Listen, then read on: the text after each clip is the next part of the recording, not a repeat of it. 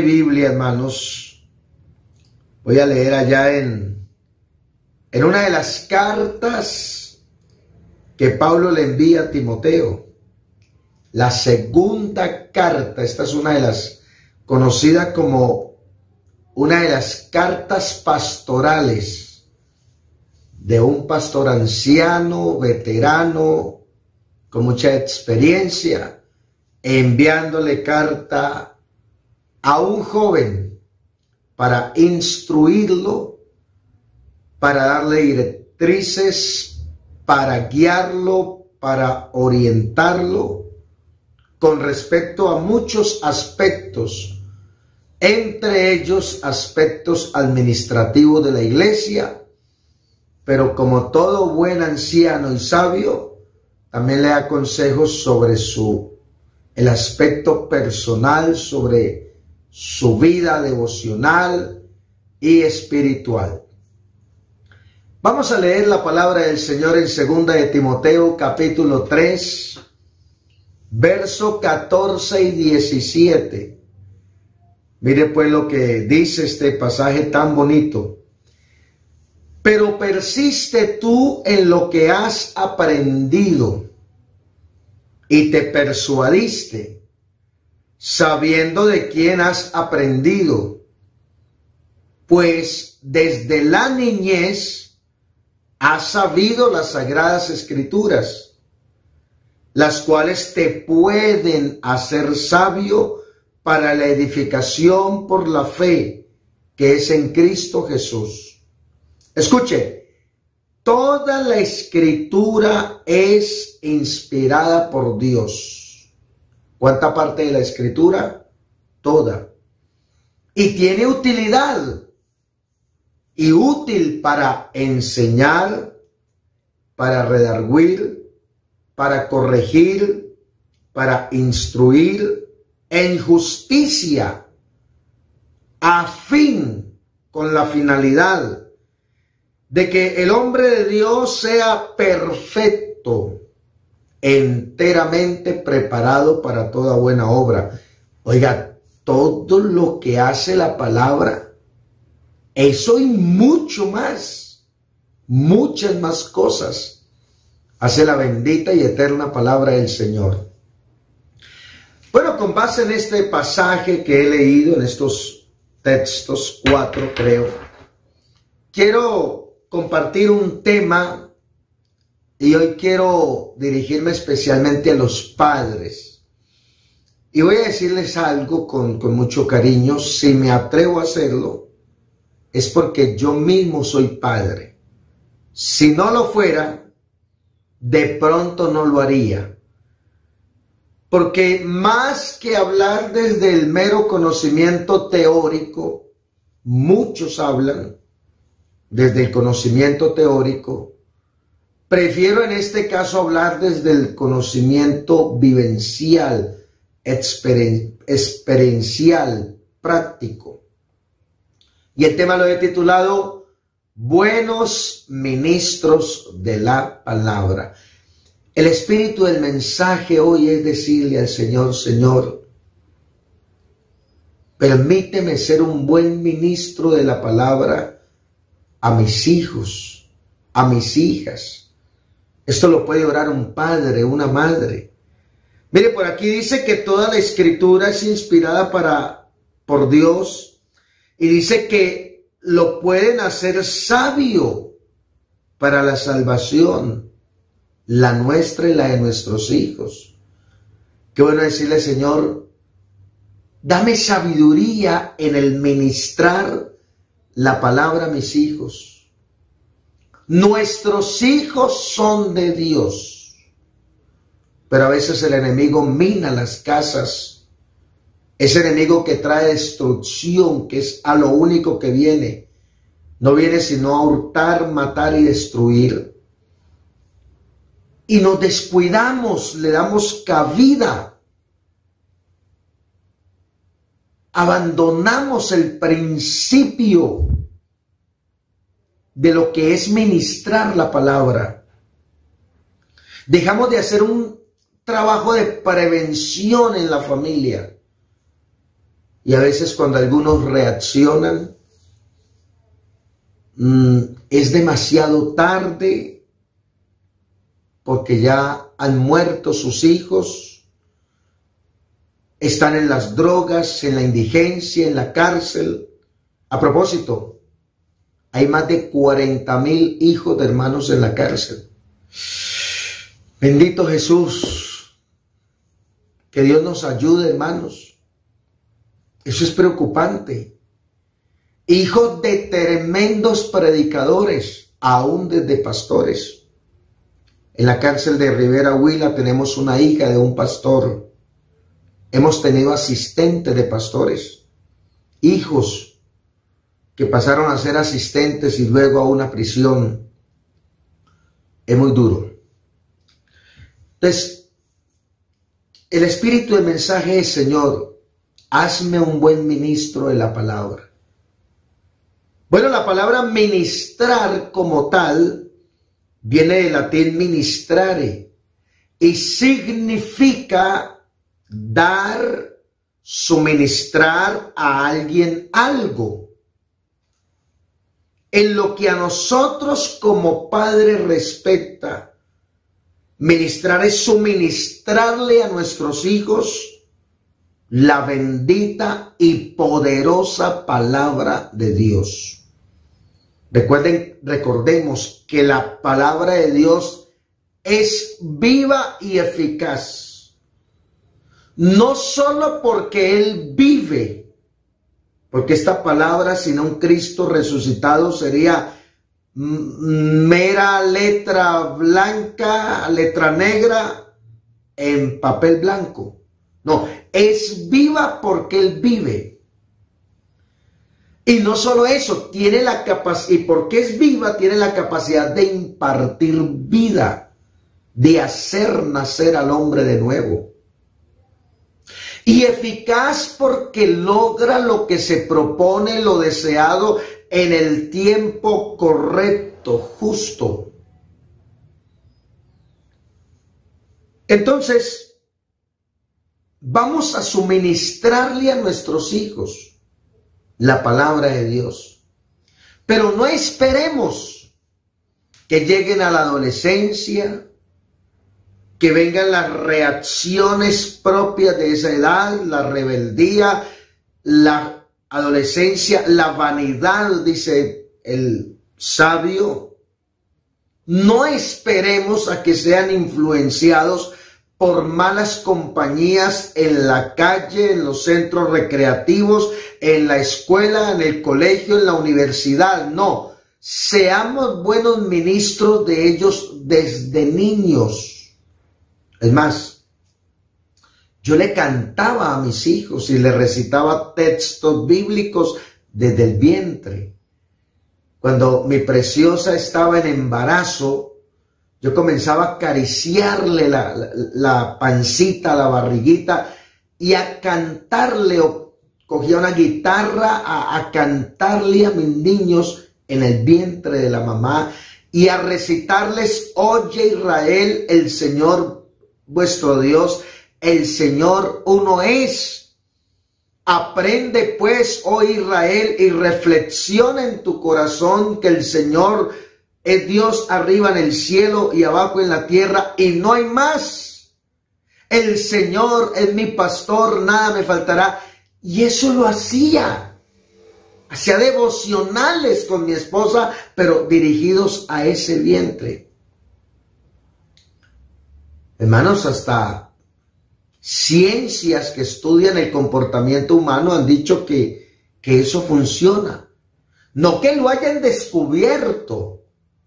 Lo que hacen cada vez con sus cosas es lo que ya está, lo que ya sabemos por la palabra. Es de trascendental importancia entender, querido padre, madre, que está aquí en este en vivo o que va a escuchar después, que nuestra función como padre va más allá de la protección social con nuestros hijos. Pues nuestra función debe ser integral, ya que los seres humanos somos integrales. Hay padres que creen que ser buen padre es proveer para las necesidades físicas de los hijos. Muchos creen que ser buen padre es darles vestido, aventarles comida, bendito Dios. Hay padres que le avientan comida a los hijos como si fueran unos animalitos. Sea lo que pidan, se lo dan sin control.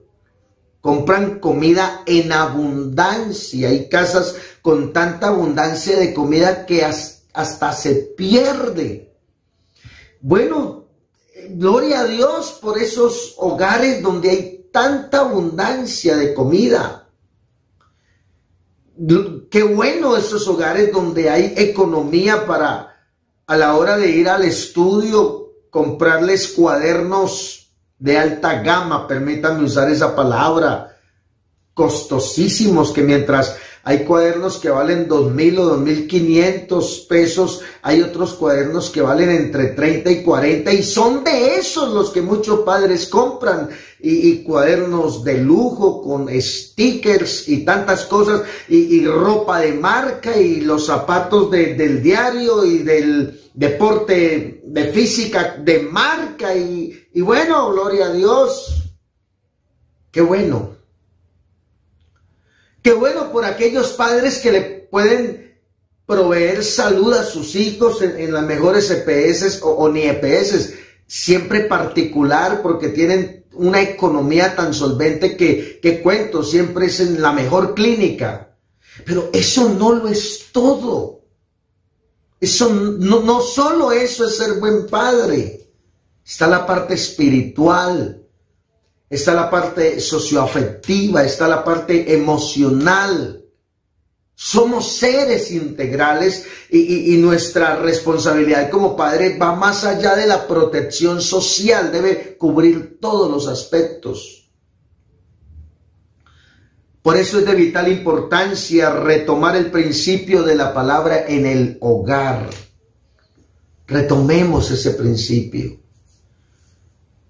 Si tiene niños de 3 años, 4 años, no espere que lleguen a los 9 años, a los 8.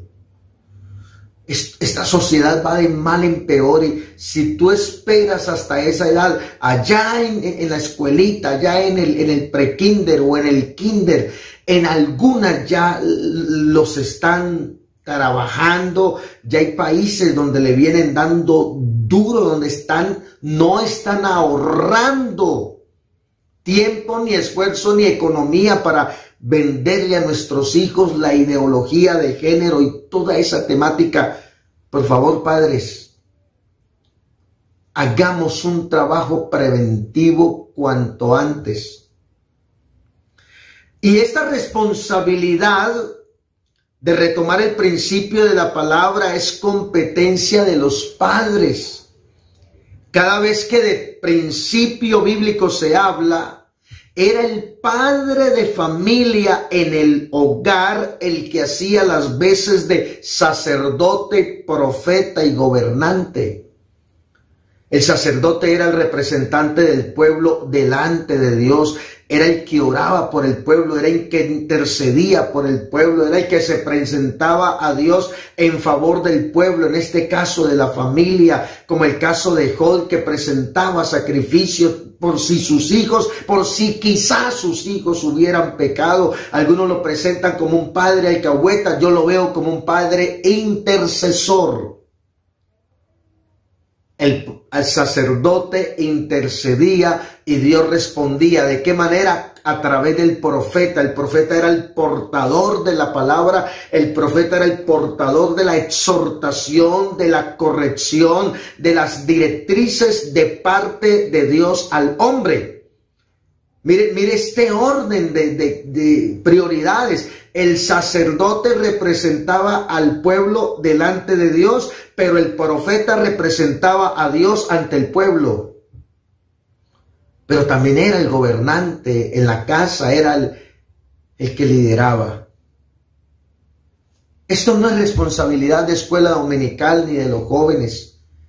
Gracias a Dios por el gigantesco trabajo que hace la escuela dominical en las congregaciones, que hacen los conquistadores pentecostales, sin desmeritar los demás comités, pero estos dos son los que se entienden directamente con nuestros hijos. El primer comité que va a ser un pie de apoyo para nosotros en la formación espiritual y de palabra con nuestros hijos es la escuela dominical, pero cuando llegan a la adolescencia y a la juventud, entonces pasan a los conquistadores pentecostales. Gloria a Dios por ellos, oremos por ellos, aportémosles si es necesario, respaldemos sus proyectos, sus planes de trabajo, sus diagnósticos, todo lo que incluye una administración de un comité. Pero la principal responsabilidad de sembrar la palabra en los hijos es nuestra. ¿Cómo ser buenos ministros de la palabra? Con la actitud correcta, número 1. Y número 2, con el fundamento correcto. Actitud es disposición de ánimo manifestada de algún modo. A veces para bien o a veces para mal. Hay gente con muy buena actitud y hay gente con muy mala actitud, aunque a veces nosotros mismos estamos dependiendo del estado de ánimo con buena o mala actitud, pero hay algunos que ya es su naturaleza. Y fundamento es principio y cimiento en que se estriba y sobre el que se apoya un edificio u otra cosa. En el caso de los hijos es en qué lo vamos a cimentar. Y si el cimiento en los que vamos a cimentar a nuestros hijos es la palabra de Dios, es el mejor fundamento. La palabra de Dios siempre ha sido y será el mejor fundamento.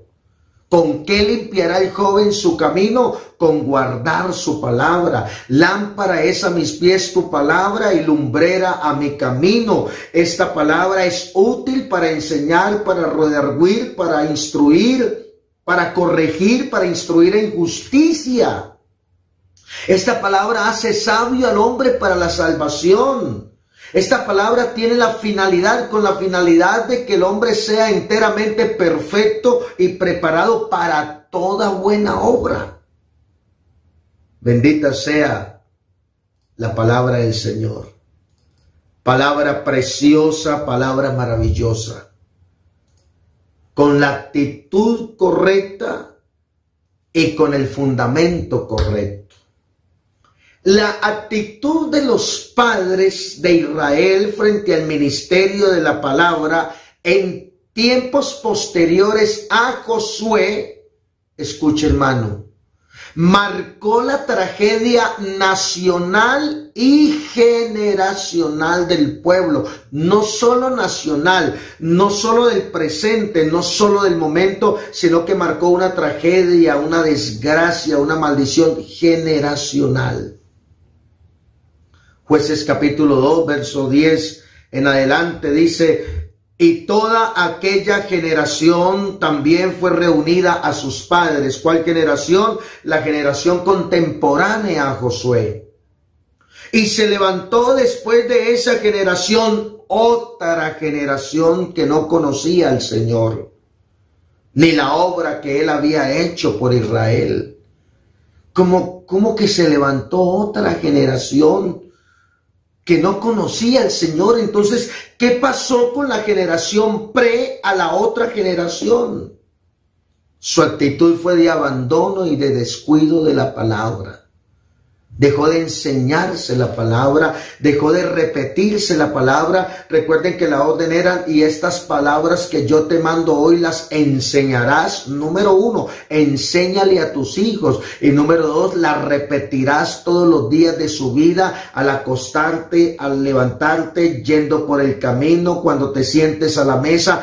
Siempre le hablarás de ella. Póngasela visible, dice Dios. Póngale esta palabra visible a sus hijos. Y el día de mañana que ellos te pregunten: ¿y por qué insisten tanto en lo mismo? ¿Por qué mi papá siempre con eso y con eso? Explícale explíquele y cuéntele que fuimos esclavos en Egipto, fuimos prisioneros de Faraón y Dios nos sacó de allá con brazo poderoso, con mano extendida y nos introdujo a esta tierra y nos dio libertad y una tierra abundante donde fluye la leche y la miel. Hoy ninguno de nosotros fuimos esclavos ni prisioneros de Faraón, de ese Faraón, pero el Faraón de hoy es Satanás.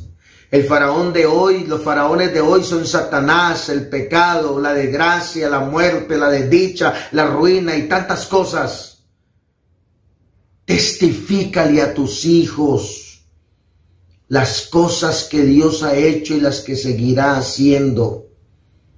Nosotros, por eso en los altares familiares, nunca fuimos de llevar peticiones a una iglesia, a una sede. Siempre las peticiones las presentábamos en el altar familiar o las presentamos en el altar familiar, y cuando Dios responde la petición en otro altar familiar damos gracia para que los hijos se vayan identificando y entendiendo que tenemos un Dios que, número uno, vive, que vive, no es cuento, no es carreta. Número dos, responde a la oración. Después los hijos de Israel, después de levantarse otra generación que no conocía al Señor ni las obras que había hecho, como se rompió esa secuencia de la enseñanza de la palabra, entonces esta nueva generación hicieron lo malo ante los ojos del Señor y sirvieron a los Baales, dejaron de servir al Dios vivo por adorar imágenes, ídolos. Dejaron al Señor, el Dios de sus padres, que los había sacado de la tierra de Egipto, y se fueron tras dioses, los dioses de los pueblos que estaban en sus alrededores. Voy en el verso 12, a los cuales adoraron y provocaron a ira al Señor. Verso 13, y dejaron al Señor y adoraron a Baal y a Astarot. Qué tristeza. ¿Sabe que uno ve ya nuevas generaciones así? Eso sigue pasando cuando los hijos se apartan del Señor, y muchas veces porque fallamos en ser buenos ministros de la palabra. Cuando fallamos, los hijos se apartan, se van para el mundo, consiguen allá sus parejas. Luego viene una nueva generación de hijos que no conocen a Dios, que no conocen al Señor, y se levantan totalmente alejados de Dios. Tengo sobrinos, tengo primos, habiendo tenido a mis hermanos que todos fuimos formados en un hogar cristiano,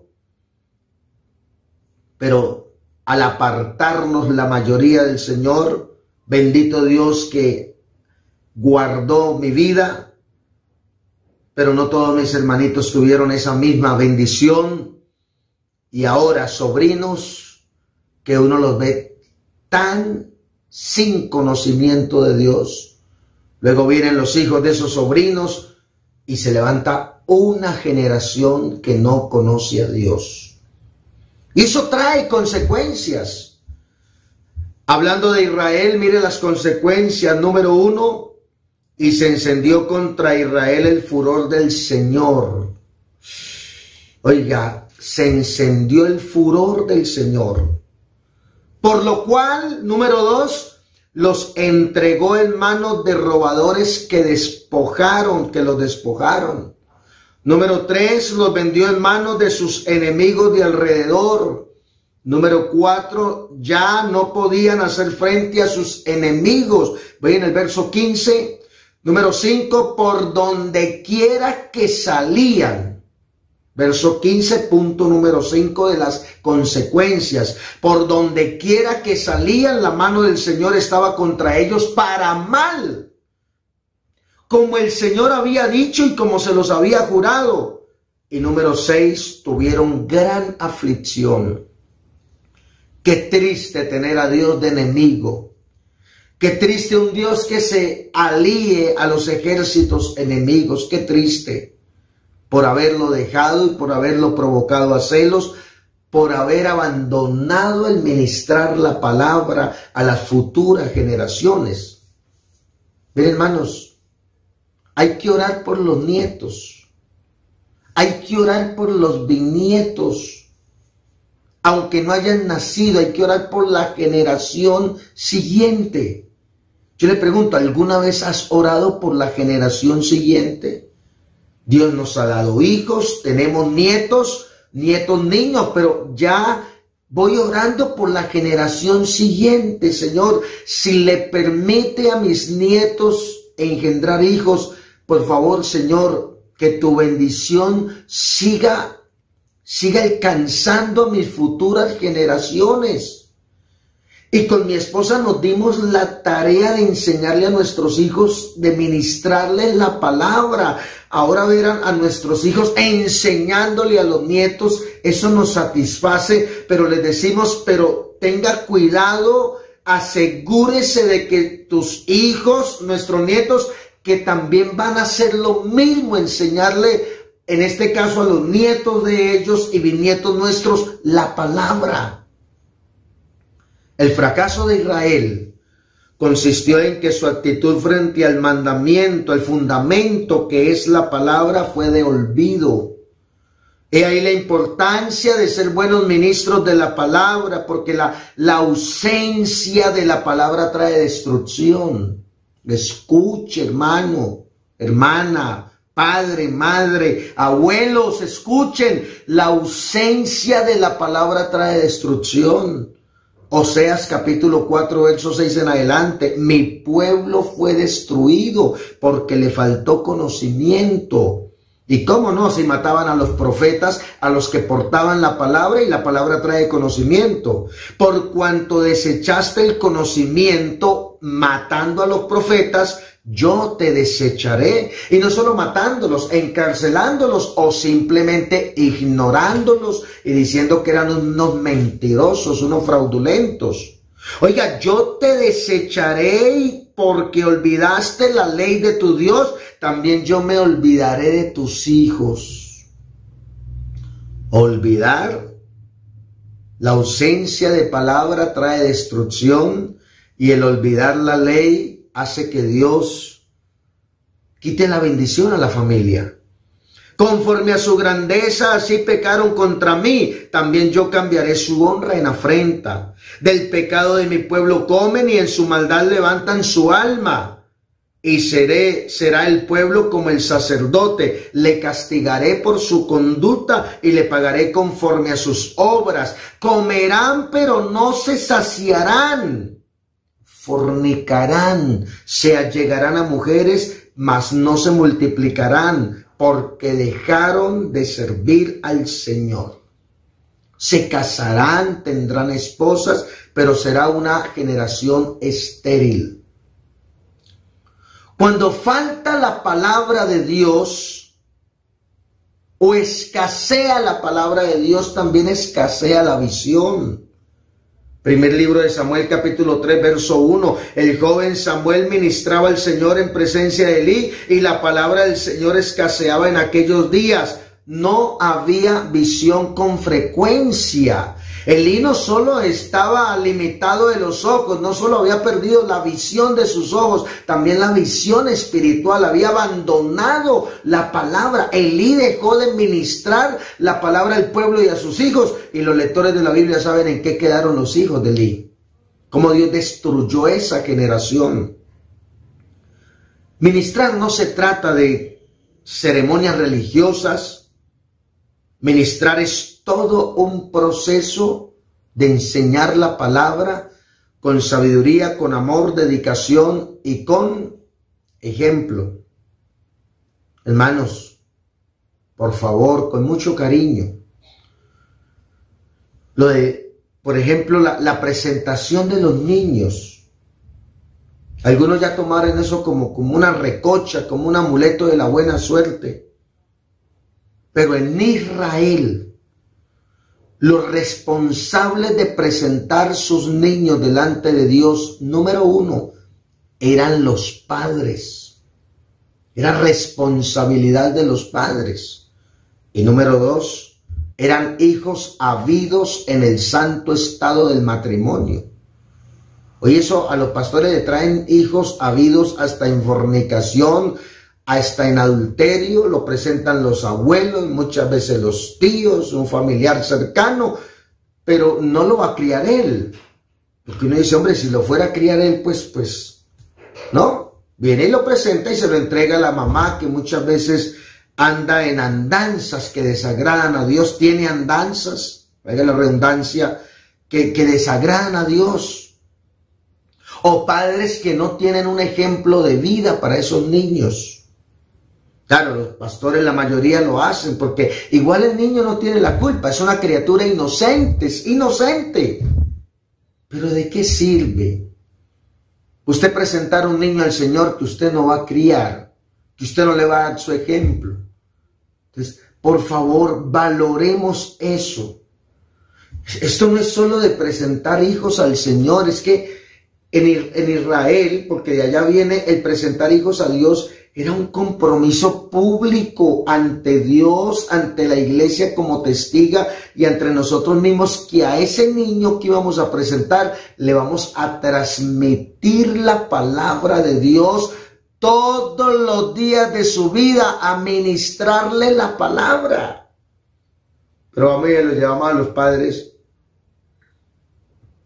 Algunos padres que de Dios no quieren nada, que andan en los vicios, que andan en el licor, en el consumo de alucinógenos, que andan en una vida de promiscuidad, de desórdenes sexuales. Hermanos, por favor, yo digo, Dios se pasa de bueno, de tolerarnos todo eso, pero no funciona así. Por ejemplo, la Biblia dice, instruye al niño en su camino. De una vez el hermano promedio dice, cree que se reviera el camino de Dios. No, en su camino. Un hijo que se levanta viendo al papá contar dinero en el mostrador o en la mesa, ahí en el comedor, dinero mal habido, dinero que ha robado, dinero de soborno, de extorsión, de secuestro, y el hijo lo sabe y el papá se ufana de esa vida. ¿En qué camino está instruyendo a ese hijo? ¿En qué camino lo está levantando? Entonces, hermanos, yo les digo con mucho cariño, el presentar a los niños a Dios no es un amuleto de la buena suerte. Eso, cuando hacemos las cosas así, lo estamos tratando como si fuera un amuleto de la buena suerte, como quien le compra un collar de azabaches a los niños. No era solo presentarlos, era el compromiso que implicaba. Era un juramento de enseñarle la palabra a Dios.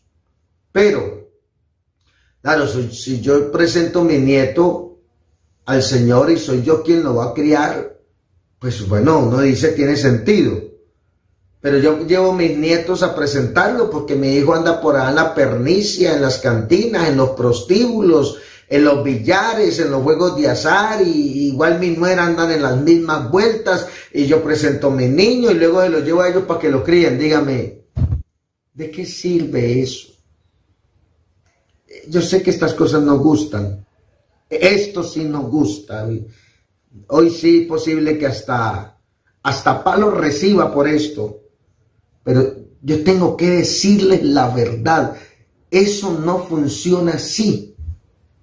Ni siquiera es bíblico. No es bíblico. No es la forma en que la palabra de Dios nos dice que hagamos las cosas.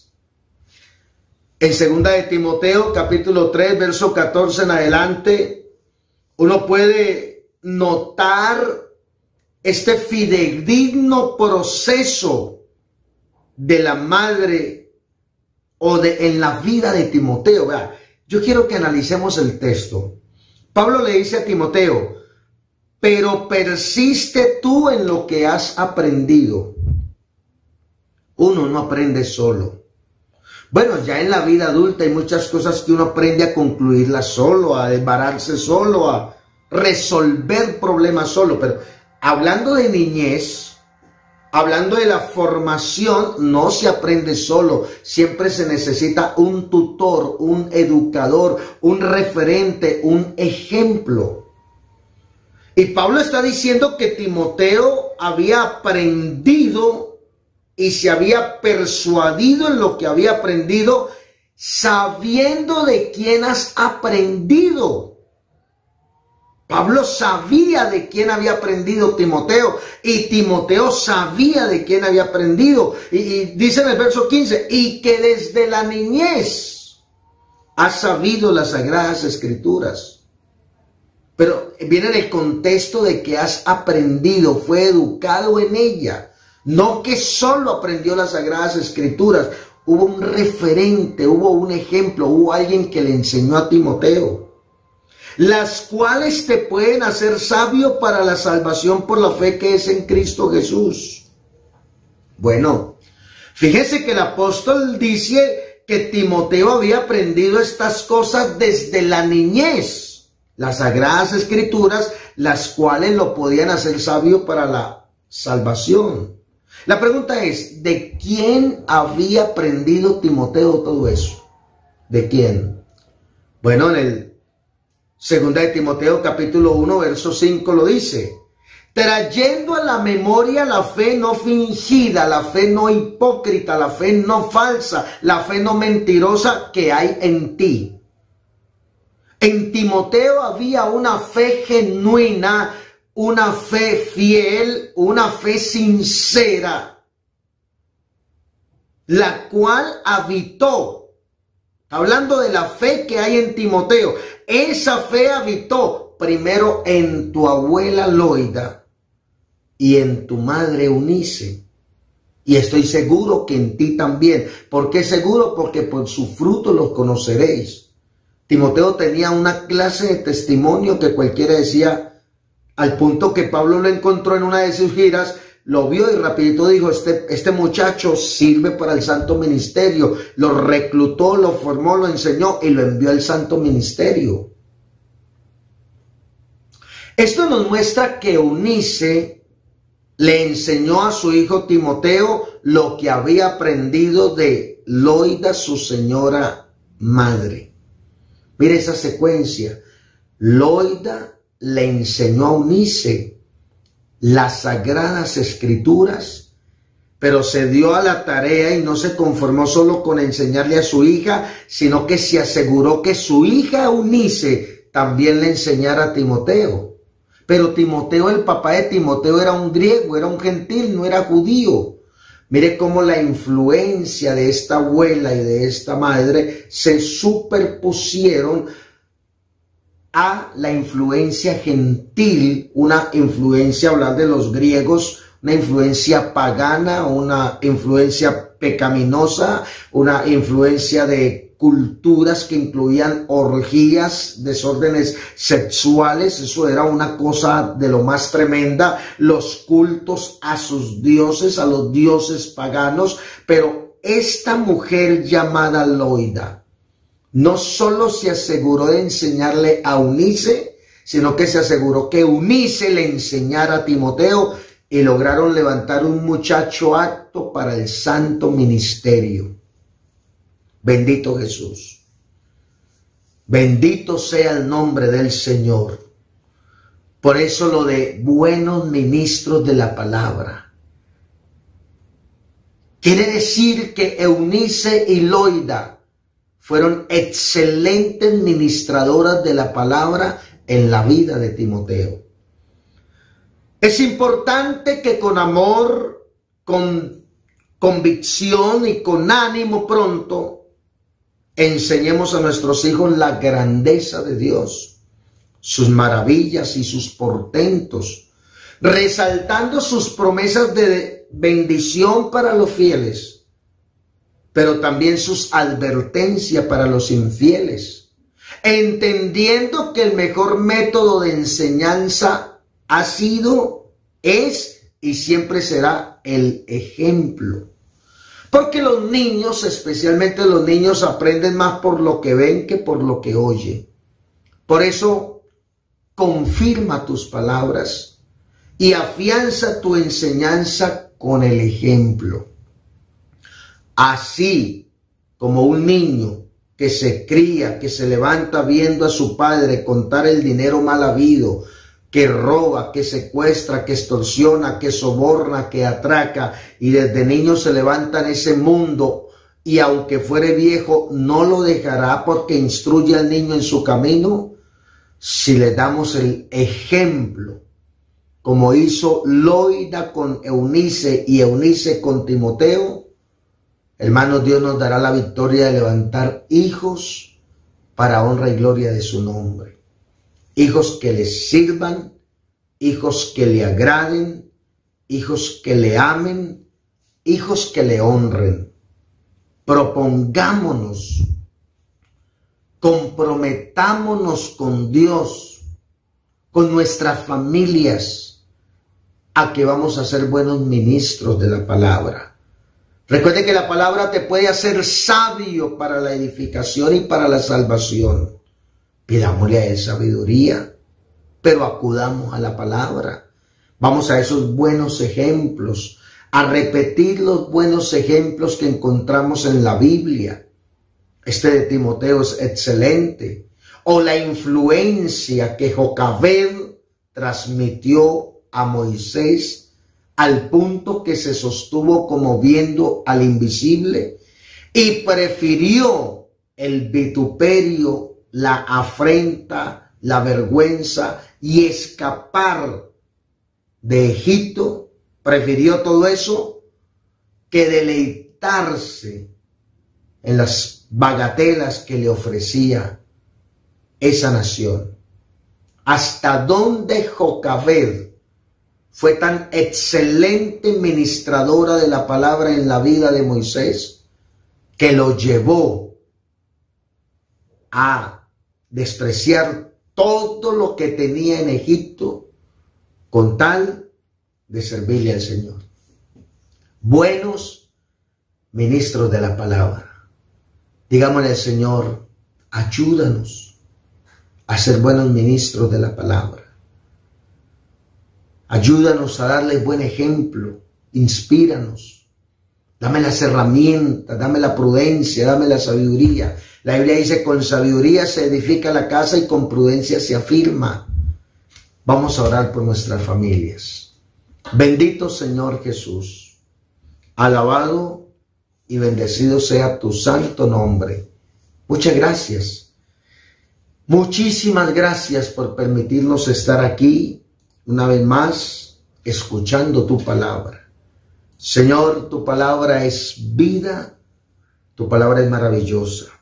Ayúdanos a ser buenos ministros de la palabra a nuestras futuras generaciones, a influenciar debidamente en la vida de nuestros hijos, de nuestros nietos, bisnietos y las siguientes generaciones.